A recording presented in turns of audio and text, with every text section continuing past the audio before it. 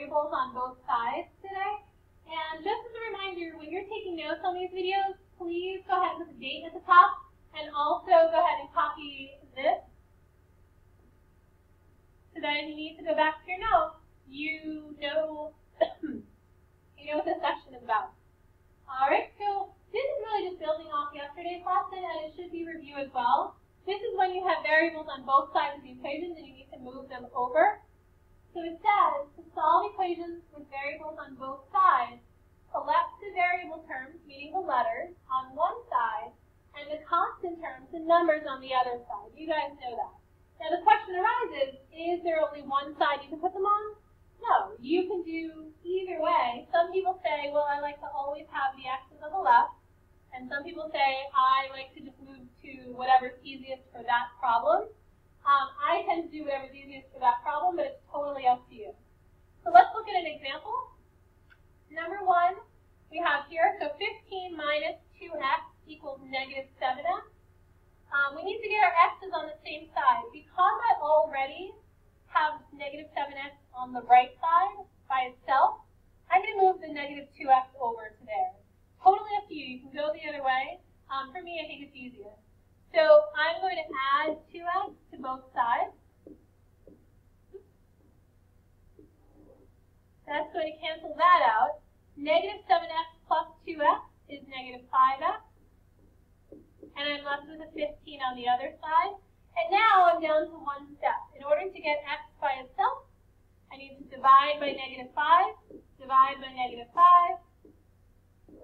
15 divided by negative 5 is negative 3.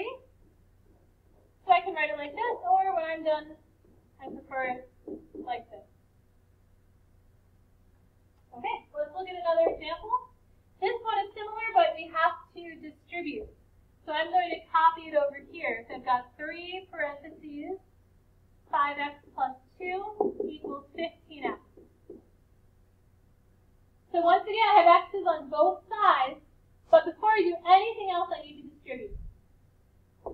So I'll distribute the 3 to the 5x, and I'll get 15x.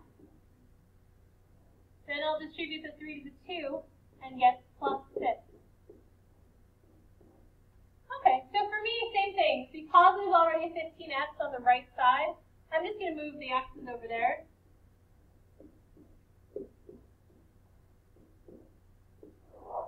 Well, 15x minus 15x, I have that over here, and I have that over here. A lot of people might say that 15x minus 15x is equal to 0, which is true, but there's a much better way to write it. Oops, my gosh.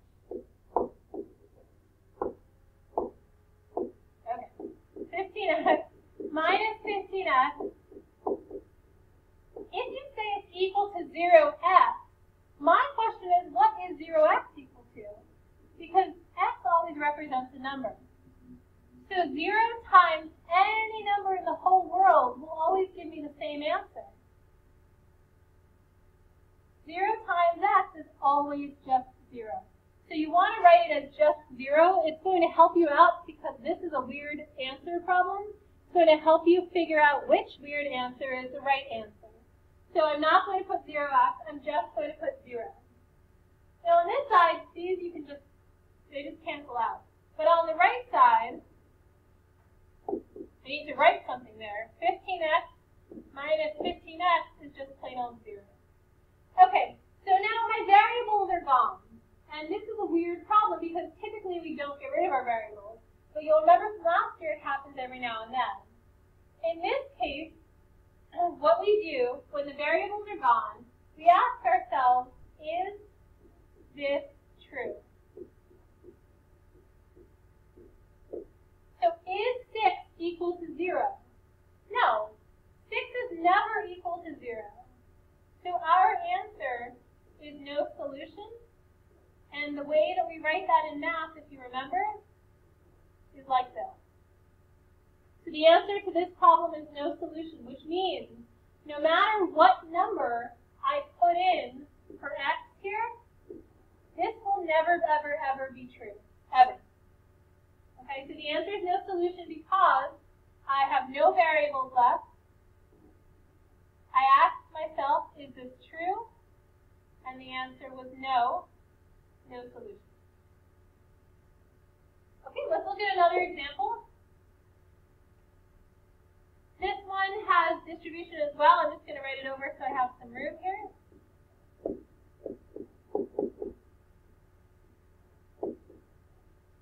So first thing I need to absolutely distribute.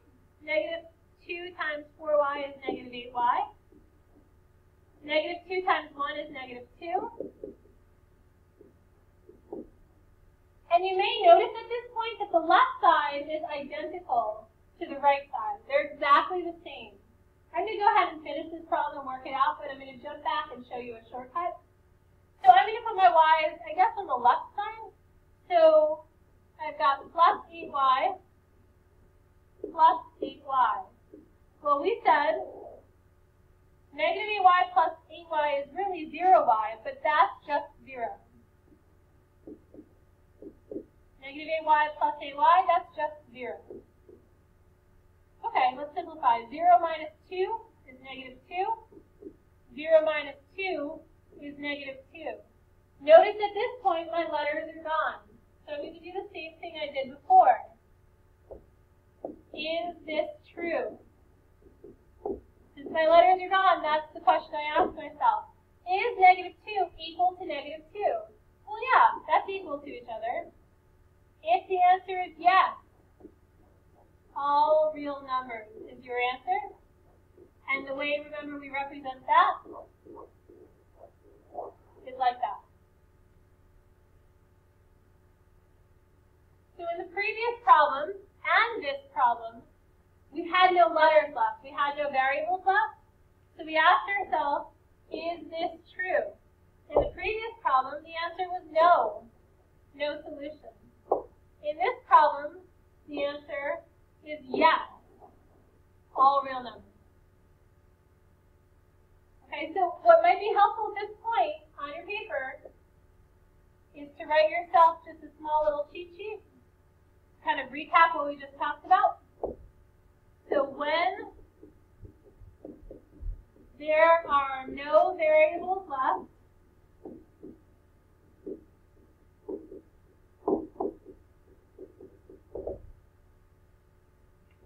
ask yourself, is this true? If the answer is yes, all real numbers. If the answer is no solution.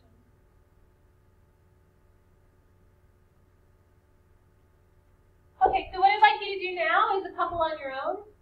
Pause the video here. When you're done, hit play and check your work.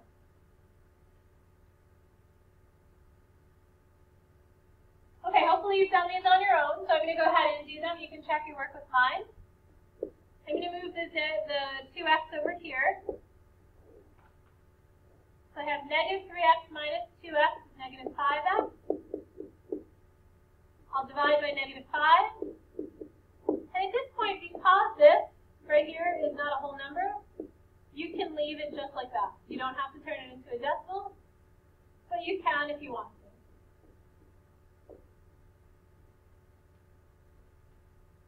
For number 2, I'm going to distribute the 4.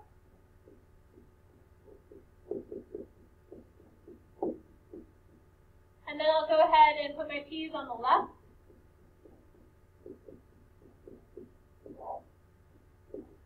Negative 4p plus 4p is just 0. And it's just 0 here. 4 plus 0 is 4. 0 plus 4 is 4. My variables are gone. So here's where I ask myself, is this true? Is 4 equal to 4? Yes. So all real numbers is my answer. Okay, then if we look at number 3, I'm going to go ahead and distribute that 5, 6. 5, 6 times 6 is just 5. And 5, 6 times negative 10 is negative 50 over 6. I'm going to simplify the left side by putting these guys together.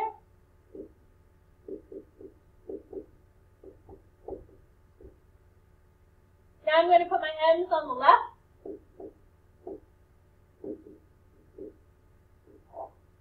5m minus 5m is plain old 0. Also 0 here. And so my m's are gone. So I ask myself, is this true? Is 0 equal to negative 50 over 6? No, 0 is not equal to negative 50 over 6, so my answer is no solution. Okay, well, I'm going to put some extra examples on the next video because I'm running out of time on this.